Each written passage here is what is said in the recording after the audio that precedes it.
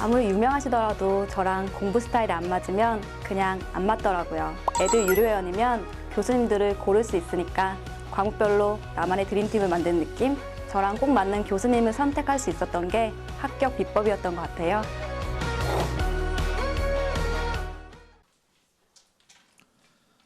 안녕하십니까.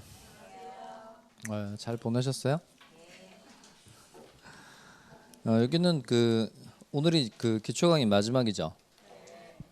계약법 총론까지 할 생각인데 지난번에 전형계약 종류에서 15가지 봤죠. 이것부터 좀 해봅시다. 먼저 전형계약의 종류 15가지 뭐 있죠? 먼저 재산권 이전을 목적으로 하는 게 3개 있죠. 증여, 매매, 교환이 있고, 그다음 대차 3개. 이게 소비대차, 사용대차, 임대차 있고, 그다음 노무 제공을 목적으로 하는 게 3개 있죠. 고용, 도구, 그다음 여행, 그리고 뒤에 3개. 현상 광고, 위임, 임치, 그다음 기타 계약 3가지가 조합, 종신정기금, 화해. 이렇게 총 몇 가지가 있다? 15가지. 자, 그다음 요 전형계약 중에서 갑이 부담하는 채무와 출연, 이거 해볼까요?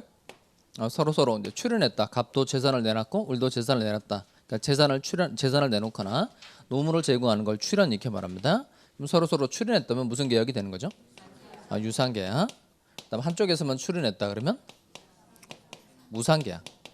그러니까 서로 출연하면 무슨 계약이고 유상계약이고 한쪽에서만 출연하면 무상계약이 되는데 이렇게 전형계약의 종류 15가지 중에서 오로지 무상으로밖에 안 되는 게 2가지 있죠. 2가지가 뭐죠? 증여하고 사용대차. 증여, 사용대차는 다 무상계약에 해당되는 겁니다. 그리고 유상으로 할 수도 있고 무상으로 할 수도 있는 게 이게 4가지죠. 4가지가 뭐죠? 이게 소위 임신이죠. 소비대차, 위임, 임치, 신, 종신정기금. 요 4가지는 유상으로 할 수도 있고 무상으로 할 수도 있다는 겁니다. 그리고 갑이 부담하는 채무와 을이 부담하는 채무가 결련성, 주고받고의 관계 있을 때는 쌍무계약이라 그래요. 오늘 이제 주로 공부할 내용이 결련성인데 주고받고의 관계 있을 때는 무슨 계약? 쌍무계약. 결련성이 있으면 쌍무계약이고 결련성이 없으면 얘는 편무계약. 그리고 의사표시의 합치만으로 성립하는 계약은 무슨 계약이라고 하죠? 용어 기억하셔야 돼요. 무슨 계약? 낙성계약. 그러니까 낙성계약의 낙은 뭐예요? 이게 승낙 말하는 거고 성은 성립이죠. 그러니까 승낙만으로 성립하는 계약이니까 승낙 이전에 뭐가 먼저 있었을까요? 청약이 먼저 있었죠. 그러니까 청약에 대해서 뭐만 있으면 승낙만 있으면 성립하는 계약이 무슨 계약이다? 낙성계약. 낙성계약의 반대말은 뭐예요? 요물계약이죠. 그러니까 요물계약은 물건의 인도와 같은 현실적인 행위까지 해야만 성립하는 게 요물계약인데 요물계약은 4가지가 있어요. 4가지. 4가지 뭐죠? 이게 현대계보죠. 현대계보. 현상광고, 대물변제, 계약금 계약, 보증금 계약. 요 4가지는 무슨 계약이다? 요물계약. 요물계약이니까 반드시 광고에서 정한 행위를 완료하는 등 계약금을 현실적으로 지급하는 등 현실적인 행위까지 해야만 성립하는 계약이라는 겁니다. 그다음 방식이 필요하면 무슨 계약이죠? 요식계약. 방식이 필요가 없으면 불요식. 전형계약 모두 다 불요식 계약이에요. 그리고 한번 급부하면 계약이 끝나는 계약이 무슨 계약이죠? 일시적 계약. 그다음 급부가 일정 기간 동안 계속돼야 되는 게 이게 계속적 계약. 매매 계약은 어디에 해당해요? 매매 계약은 건물 소유권 이전하고 대금 지급하면 계약이 끝나죠. 그러니까 급부가 이례적으로만 이루어져도 되는 거니까 이게 일시적 계약인데 일시적 계약을 채무 불이행을 이유로 없앨 때 쓰는 단어가 뭐죠? 이게 해제. 임대차 계약과 같은 건 존속기간 2년 이렇게 정했다는 겁니다. 2년 동안 계속 사용 수익하게 해줘야 되고 2년 동안 계속 차임 지급해줘야 되니까 급부가 일정 기간 동안 계속돼줘야 됩니다. 이런 게 무슨 계약이다? 계속적 계약이고 계속적 계약을 채무 불이행을 이유로 없앨 때 쓰는 단어는 뭐예요? 해지. 그리고 계약의 성립도 배웠네요. 계약의 성립. 자, 먼저 계약 성립의 모습으로 민법전에 규정된 게 총 몇 가지죠? 이게 3가지죠. 3가지 뭐 있죠? 첫 번째, 청약과 승낙의 의사표시의 합치에 의해서 성립하는 경우 있고 두 번째가 의사실현에 의한 계약 성립. 의사실현은 어떤 예 가지고 제가 설명을 드렸죠? 책에 이름 쓴 사건 가지고 설명드렸죠. 책 보내주니까 책에 이름을 이렇게 썼다는 겁니다. 그럼 책을 보내주는 건 책 판매 계약에 관해서 청약한 것으로 볼 수 있고 책에 이름을 쓰는 건 승낙으로 볼 수 있죠. 그럼 계약이 성립한다, 성립하지 않는다. 성립하죠. 언제 계약 성립해요? 이름 쓴 때니까 그걸 이제 문장으로 표현하면 시험에 이름 쓴 때 이렇게 나오지는 않을 거 아니겠어요? 그러니까 승낙의 의사 표시로 인정되는 뭐가 있는 때, 사실이 있는 때 계약이 성립한다는 겁니다. 그리고 세 번째가 교차 청약에 의한 계약 성립에 교차 청약.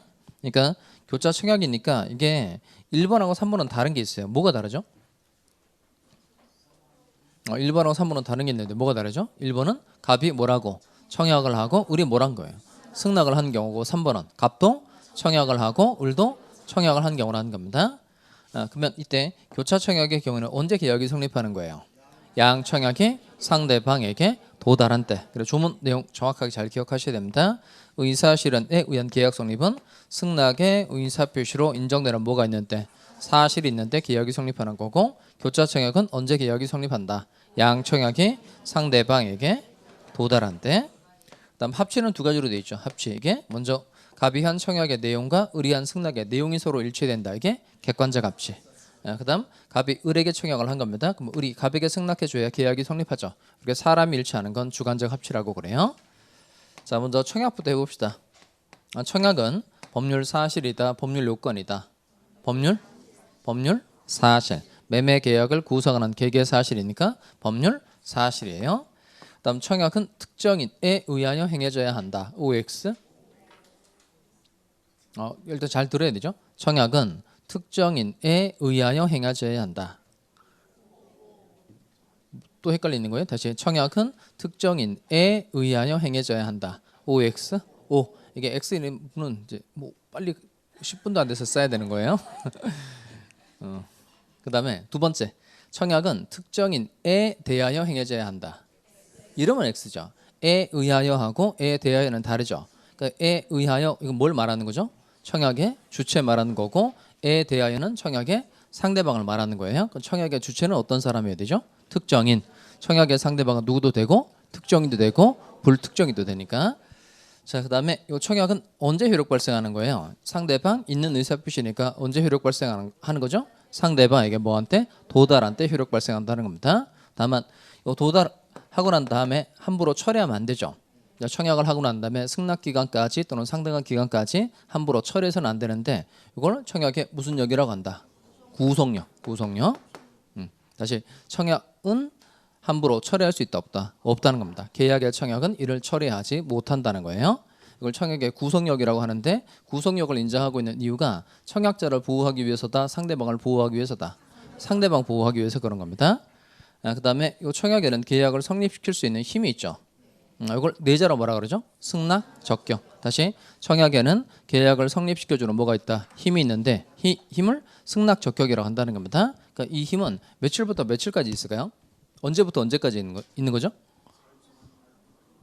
일단 청약이 상대방한테 무조건 도달은 해야 되죠. 그러니까 상대방에게 뭐한 때부터? 도달한 때부터 언제까지 승낙, 적격이 있는 걸까요?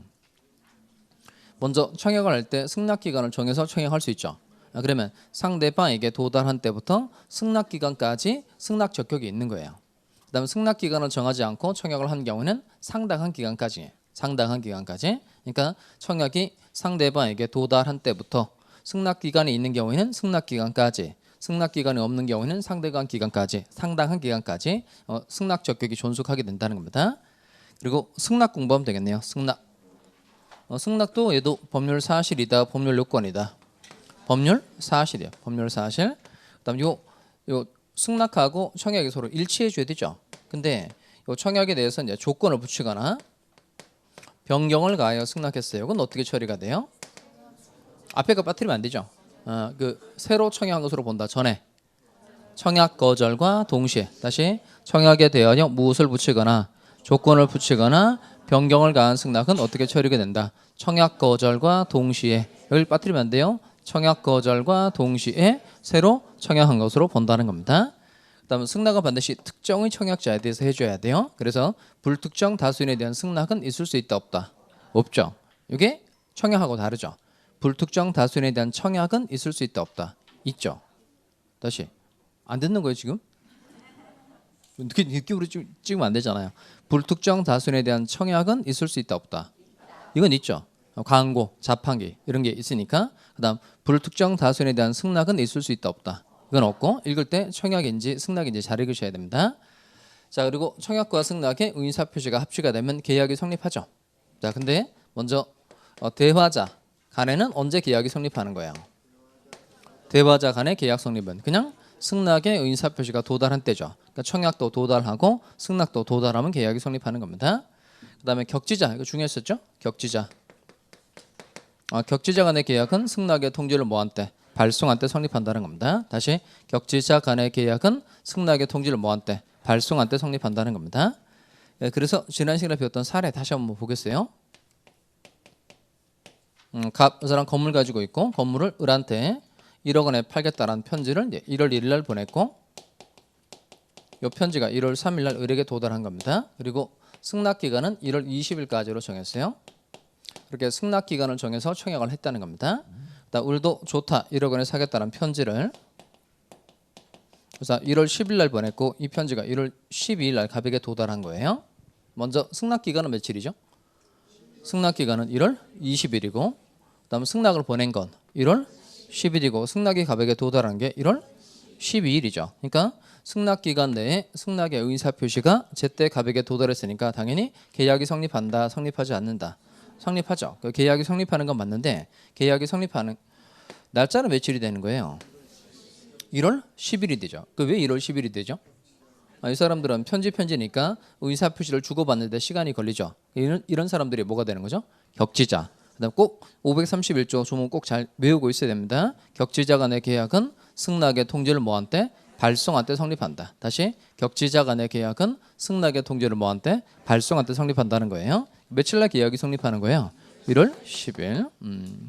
이런 건 제일 안 좋은 거예요. 뭐냐면 지난 시간에 수업 듣고 끄떡끄떡 이해하고 집에 가서 하나도 안 보고 그다음에 제가 이렇게 복습해 줄 때 여러분 외운 걸 나랑 같이 말을 해보는 시간이 돼야 되는데 내가 말한 걸 계속 찾아보고 이러면 아무것도 실력이 늘지가 않는 거예요. 그러면 그냥 마음만 편안해져요. 마음만 진짜 편안해지고 나중에 본인이 정작 문제를 풀어야 될 때는 머릿속에 든 게 하나도 없으니까 하나도 안 풀린단 말이에요. 그러니까 그 기왕 뭐 이렇게 훑어볼 거면 그 수업 시간 전에 빨리빨리 훑어보세요. 그것도 공부죠. 한 30분 전에 빨리빨리 훑어보고 그다음 정리하는 시간에 뭐 떠듬떠듬한 말이라도 해보는 거 그게 매우 필요하단 말이에요. 다시 격지자 간의 계약은 언제 성립한다고요? 그냥 외우죠 그냥. 격지자 간의 계약은 승낙의 통지를 발송한 때 성립한다는 겁니다. 다만 승낙의 통지를 발송하기만 하면 계약이 성립하는 거예요. 제때 도달은 해야 되는 거예요. 제때 도달은 해야 됩니다. 자 그리고 이제 오늘은 쌍무계약에 대해서 좀 공부를 해보도록 하겠어요. 쌍무계약의 효력인데요. 이런 책으로 어디를 보냐면 265페이지 볼까요? 265페이지. 265페이지 찾으셨어요? 자 거기 오른쪽에 보시면 계약의 효력이라고 해서 먼저 동그라미 1번에 계약의 성립 요건하고 효력 요건 배운 적이 있는 내용인데 기억하고 니은 내용을 읽어보시기 바랍니다.